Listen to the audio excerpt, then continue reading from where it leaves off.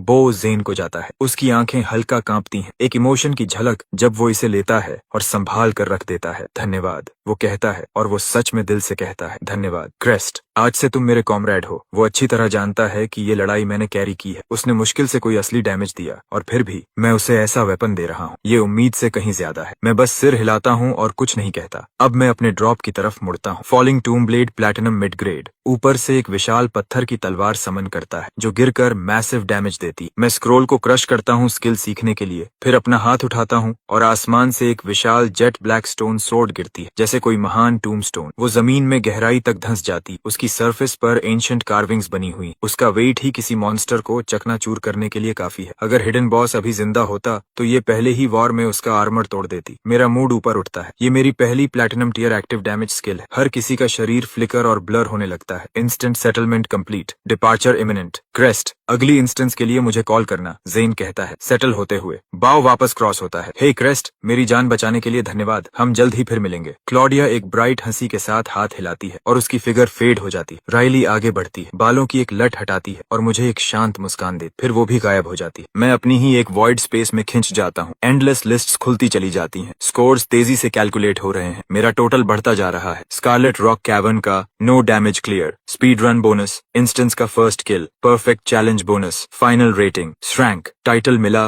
Rising overlord, effect all stats +15, all skill proficiency +10%। Ranking settle हो रही है। मेरे सामने एक लीडर बोर्ड मटेरियलाइज होता है। Novice instance number 144, 10th place berserker Cody level 7, 9th place cultivator Reggie level 8, 8th place. Top 10 को bonus rewards मिलते हैं। फर्स्ट प्लेस रिवॉर्ड्स सबसे ज्यादा जेनरस होते हैं। मेरा एक्सप्रेशन शांत है। मुझे पहले से रिजल्ट पता है। फर्स्ट प्लेस मेरा है। एक नॉविस इंस्टेंस में लेवल 16 तक पहुंचना, ऐसा कुछ जो पहले कभी नहीं हुआ और शायद दोबारा कभी नहीं होगा। उधर फर्स्ट हाई में हर फैकल्टी मेंबर लीडर बोर्ड से चिपका हुआ है। क्या हो रहा है? ये नॉविस इंस्टेंस इतनी जल्दी खत्म हो गया। मुश्किल से एक दिन भी नहीं हुआ। जरूर कुछ गड़बड़ हुई है। बड़े वर्चुअल स्क्रीन्स कमरे में तैर रहे हैं जिनमें आसपास के शहरों के हर स्कूल की फैकल्टी दिखाई दे रही है। हर साल नॉविस इंस्टेंस एक तरह का टूर्नामेंट होता है। पूरे रीजन के एजुकेटर्स इकट्ठा होते हैं रिजल्ट्स देखने और कंपेयर करने के लिए। एक स्क्रीन से ठंडी हंसी आती है। इतना शॉक्ड होने की जरूरत नहीं है फर्स्ट हाई। ये इंस्टेंस इतनी जल्दी खत्म हुआ है, इसका पूरा क्रेडिट हमारे वांग थर्ड हाई के जीनियस को जाता है। लूकस, मैं सजेस्ट करता हूँ कि आप सब इस साल के रिसोर्सेज का पूरा फायदा उठा लें क्योंकि अगले साल आपके सेलेस्टियल टावर स्लॉट्स अनिश्चित लग रहे हैं। बोलने वाला है प्रिंसिपल हार्डन, वांग थर्ड हाई का। फर्स्ट हाई की फैकल्टी गुस्से से भर उठती है लेकिन किसी के पास जवाब नहीं है। वो इसे झुठला नहीं सकते। लूकस असली ताकत है लेकिन ग्रेसन शांत बना रहता है। जो भी हो वो कमजोर नहीं दिख सकता। प्रिंसिपल हार्डन, अभी कुछ भी तय नहीं हुआ है। इतनी जल्दी बोलने की जरूरत नहीं है। इस साल का फील्ड असाधारण है, हाल के किसी भी साल से ज्यादा मजबूत, इसलिए फास्टर क्लियर होना स्वाभाविक है। लेकिन रिजल्ट्स फाइनल होने से पहले ही पूरा क्रेडिट अपने स्टूडेंट को दे देना, ये थोड़ी बेचैनी नहीं दिखाता? ग्रेसन की आंखें सिकुड़ती हैं। हर शब्द एक ब्लेड जैसा। जो कहना है कहो प्रिंसिपल ग्रेसन। फर्स्ट प्लेस वू यांग थर्ड हाई का ही होगा और ये फाइनल है। और ये सिर्फ लूकस नहीं है। हमारे पास 2 9 स्टार टैलेंट अवेकनर्स हैं और कई 8 स्टार वाले भी। ये कॉन्फिडेंस बेवजह नहीं है। जेंटलमैन, बस कीजिए। एक बुजुर्ग प्रोफेसर बीच में बोलता है। स्ट्रॉन्ग टैलेंट पूरी ह्यूमैनिटी के लिए ब्लेसिंग है। इस पर बहस करने की जरूरत नहीं। बोर्ड देखते हैं। ग्रेसन सिर हिलाता है और लीडर बोर्ड की तरफ मुड़ता है। ऊपर से शांत, अंदर से हल्की बेचैनी। इस साल फर्स्ट हाई को टॉप 3 में कम से कम एक स्टूडेंट चाहिए, यही उनके भविष्य के लिए जरूरी है। कप 3 वो पहले ही चुपचाप इसके लिए प्रार्थना करने लगा है और मेरा नाम अभी तक लीडर बोर्ड पर आया ही नहीं है। इसलिए ग्रेसन मान चुका है कि या तो मैं इंस्टेंस में मर गया हूँ या डर के मारे छिपा हुआ हूँ। दोनों ही हालत में इसका मतलब है कि इस स्टूडेंट का कोई फ्यूचर नहीं है। उसने मुझे पूरी तरह नजरअंदाज कर दिया है।